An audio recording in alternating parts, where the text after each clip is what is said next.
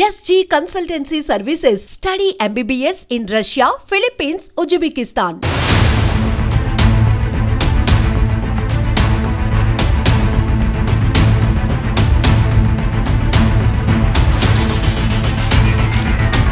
నల్గొండ జిల్లా గుర్రంపోడు మండలంలో దారుణం చోటు చేసుకుంది. మహేష్ అనే ఆర్ఎంపీ వైద్యుడు గుర్రంపోడు మండలం జునూదల గ్రామంలో గత 6 ఏళ్లుగా ఆసుపత్రి నిర్వహిస్తున్నాడు.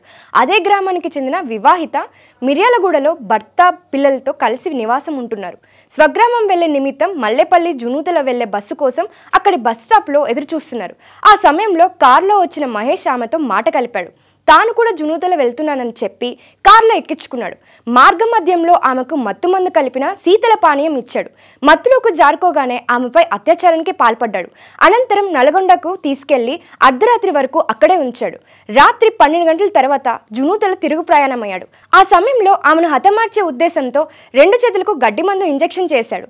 అయితే అప్పుడే అటుగా వస్తున్న పోలీసులను చూసి కారు లైట్లు ఆర్పేశాడు. అనుమానం వచ్చిన పోలీసులు ఆరా తీస్తే అసలు విషయం తెలిసింది. స్పృహ కోల్పోయిన మహిళను పోలీసులు ఆసుపత్రికి తరలించారు.